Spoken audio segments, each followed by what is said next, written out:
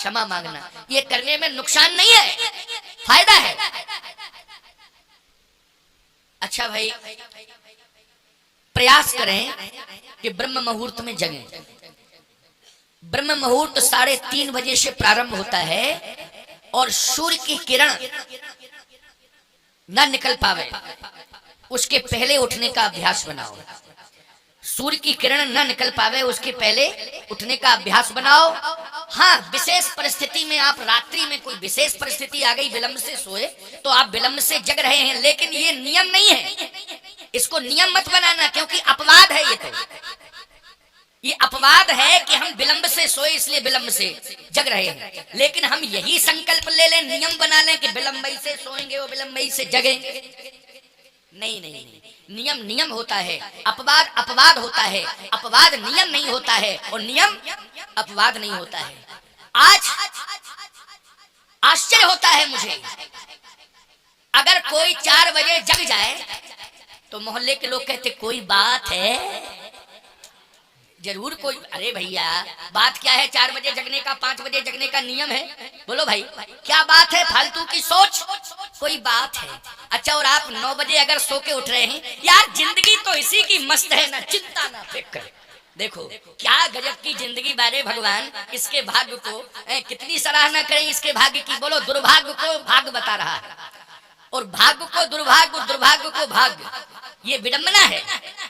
इसलिए मैं कहता हूं, आज जिंदगी के उत्तर यदि उत्तरकांड से तुम लेना चाहते हो तो हम ये बताना चाहते हैं कि विषम और विशेष परिस्थिति में आप विलंब से सोएं और विलंब से जगें, लेकिन नियम ना बनाएं कि हम विलंब से ही सोएंगे और विलंब से ही जगेंगे। आपको ब्रह्म मुहूर्त में कोशिश करनी चाहिए, 5 बजे तक जग जाओ, 5:30 बजे तक जग जाओ है?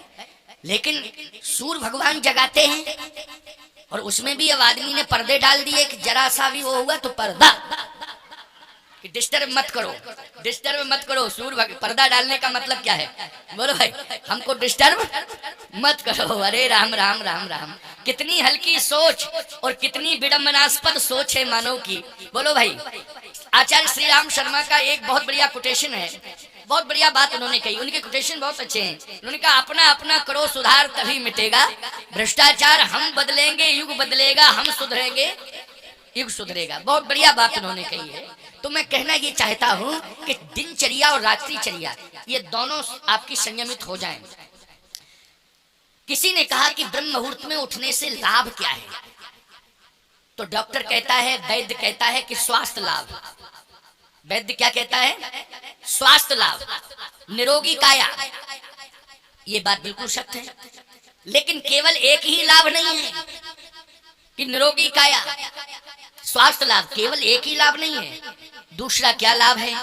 बोले, इसका नाम है ब्रह्म मुहूर्त। बोलो, कोई भी काम तुम करते हो, शुभ काम, तो मुहूर्त ही दिखवाते हो कि नहीं दिखवाते हो? क्यों? बेटा बेटी के विवाह में क्या दिखवाते हो? मुहूर्त है। कथा करवाते हो, क्या दिखवाते हो? मुहूर्त।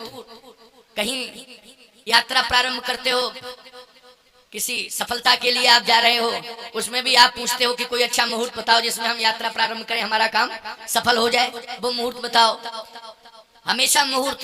मकान का निर्माण कराते हो तो भूमि पूजन का भी मुहूर्त, उद्घाटन का भी मुहूर्त है, सबका मुहूर्त। नामकरण संस्कार, पैदा हुआ जीव, नामकरण संस्कार, उसमें भी मुहूर्त। अन्नप्राशन संस्कार मुहूर्त, यज्ञोपवी संस्कार मुहूर्त, विवाह संस्कार मुहूर्त, सब में मुहूर्त ही मुहूर्त। क्यों भैया, है कि नहीं? अच्छा, एक बात बताओ, ब्रह्म से मिलना चाहते हो कि नहीं? तो ब्रह्म से तभी मिल पाओगे जब मुहूर्त देखोगे उसका। तो ब्रह्म से मिलने वाला मुहूर्त है ब्रह्म मुहूर्त। बोलो, है कि नहीं? बोलो, ब्रह्म को प्राप्त करने वाला कौन सा मुहूर्त है? ब्रह्म मुहूर्त। और किसी से पूछने की जरूरत नहीं है, हम बता देते हैं कि 3:30 बजे से ब्रह्म वेला शुरू हो जाती है। ब्रह्म मुहूर्त 3:30 बजे से। अब 4 बजे जग जाओ, 4:30 बजे जग जाओ, 5 बजे जग जाओ, सूर्य की किरण नहीं निकलनी चाहिए, उसके पहले आप जाग जाइए। ब्रह्म मुहूर्त में जागना बहुत आवश्यक है। ब्रह्म से अगर कोई मिलना चाहता है तो उसे ब्रह्म मुहूर्त में जागना पड़ेगा। बड़े बड़े संत महात्माओं को ब्रह्मानुभूति कब हुई है? क्योंकि ब्रह्म मुहूर्त में जागते थे। अभी आप चित्रकूट जाएं तो वहाँ महात्मा बहुत रहते हैं। यहाँ रामेश्वरम में तो हमको पुजारी पंडित ज्यादा दिखाई दिए, साधु संत तो कम दिखाई दिए हमने जहाँ तक निरीक्षण किया है, क्योंकि हम तो सुबह प्रातः निकल जाते हैं। 4 किलोमीटर जाना, 3.5 जाना, 3.5 आना, 7 किलोमीटर लगभग मॉर्निंग वॉक करता हूँ मैं।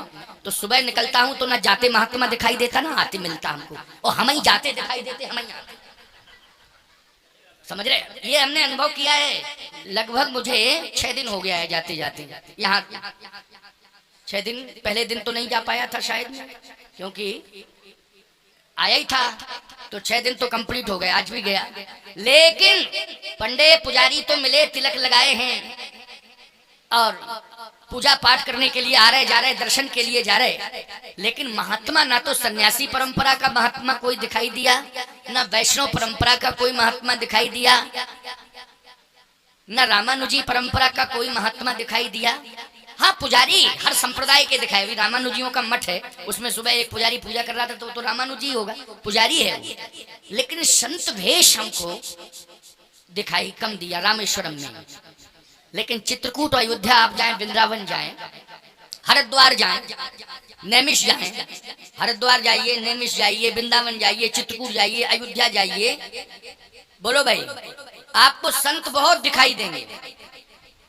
मैं कहना ये चाहता हूं कि आप चित्रकूट का अनुभव विशेष रूप से मैं बता रहा हूं। मेरे यहाँ मैंने कहा नहीं, 100 से अधिक तो संत रहते हैं और लगभग पूरी संख्या 200 की है, लेकिन 100 से अधिक महात्मा ही रहते हैं। 3:30 बजे राम राम की धुनी सुनाई देगी आपको, 3:30 बजे, और कमंडल की छनकार खनकार और वो सब स्नान, सारी बातें, मंदाकिनी चले जा रहे, कोई संत आ रहे हैं, परिक्रमा कर रहे हैं, ये सब आपको दिखाई देगा वहां। चित्रकूट का अनुभव बता रहा हूं मैं आपको। क्यों? इसलिए कि ये सब ब्रह्म की तलाश में। किसकी तलाश में है? धाम में रह रहे हैं, ब्रह्म की, मानी भगवान की तलाश में है। तो भगवान की तलाश है तो पहले जिस मुहूर्त में भगवान मिलता है उसको तो स्वीकार करें, तो वो है ब्रह्म मुहूर्त। एक और आपको उदाहरण दे दें, पहले लैंडलाइन की व्यवस्था थी, अब तो मोबाइल के जमाने में लैंडलाइन तो खत्म ही, कभी कभी किसी किसी के यहाँ होंगे, लेकिन कम। पहले तो लैंडलाइन भी कम, किसी 2-4 घरों में, पूरे शहर में का बहुत कम जगह पीसीओ वीसीओ खुल गए, जाने क्या क्या सिस्टम था। एक बार हमारे पास एक फोन आया और वो लैंडलाइन सिस्टम था। मैं जहां जाता था वहां फोन करके ये बता देता था आश्रम में कि कोई बहुत आवश्यक फोन आए तो इस नंबर पर संपर्क हो सकता है। अब जहां हम ठहरे थे तो उसके यहाँ नहीं था फोन, बगल में फोन था और बगल के बगल में एक पीसीओ था। फोन आया कि स्वामी जी से अति आवश्यक बात करनी है। उस समय 11:30 बज रहा था, रात्रि में प्रवचन चल रहा था, पता नहीं क्यों विशेष रात्रि हो गई थी। वो पहला दिन था तो विलंब होते होते रात्रि हो गई, तो 1 घंटे ही बोला, लेकिन 11:30 बज गया।